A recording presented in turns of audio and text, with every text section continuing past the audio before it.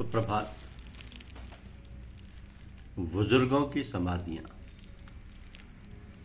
बुजुर्गों की समाधियां। परम पूज्य राणानी साहब ने आश्रम में एक बार कहा था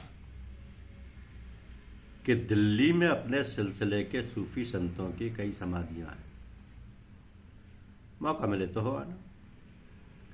और यह भी हिदायत दी कि किसी भी संत पुरुष की समाधि पर जाने पर बड़े अदब से पेश आना चाहिए।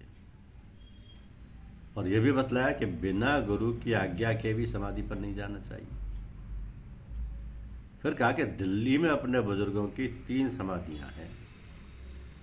पहली हजरत बाकी बिल्ला साहब की, जो कि नई दिल्ली स्टेशन के पास है,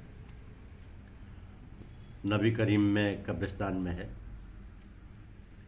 दूसरी हजरत जानजाना साहब की, जो जामा मस्जिद के पास है, मछली बाजार में है।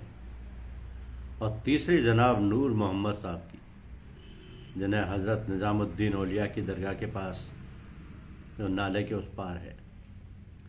और कहा कि सरहिंद में जनाब बाकी बिल्ला साहब के शिष्यों की समाधि।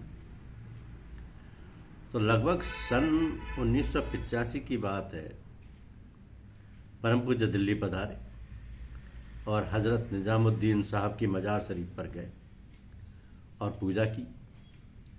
इसके उपरांत जब भी समय मिलता हम इन सभी समाधियों पर जाया करते और साहब जी के लिए प्रार्थना करते।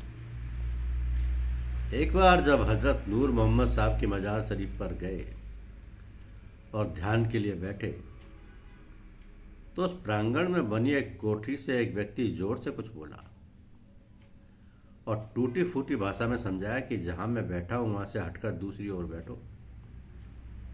हमने वैसा ही किया और अपनी पूजा के उपरांत परम पूज्य के दीर्घायु होने की प्रार्थना की। जब पूजा समाप्त करके उठे तो उन सज्जन ने परिचय पूछा।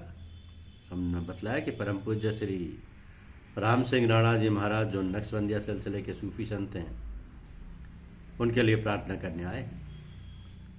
उन सज्जन ने फरमाया कि आपके पीर की उम्र 125 साल है और कहा कि आप लोग अपने गुरुदेव की बेहतरी के लिए दुआ करते रहें और प्रेम व मोहब्बत से सब लोग मिलजुल कर रहें। इंशाअल्लाह उनकी उम्र खूब बढ़ेगी। हम सब उनको सलाम करके वापस आ गए। उसके बाद कई बार उस पाक मजार शरीफ पर गए, पर उन सज्जन के दोबारा दर्शन नहीं हुए। ये किस्सा साहब जी को जब बतलाया तो बड़े गौर से साहब जी ने सुना।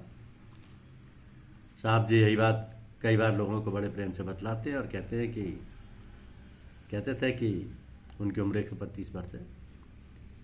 इसी से प्रेरणा पाकर सत्संगियों के अंतर में भाव उठा के परम पूज्य की जन्म शताब्दी मनाई जाए। ये कार्य इतना आसान भी नहीं था। जब सत्संग समुदाय से विचार हुआ, सभी ने प्रोत्साहित किया, तो जन्म शताब्दी का शुभारंभ वृंदावन से हुआ। धन्यवाद।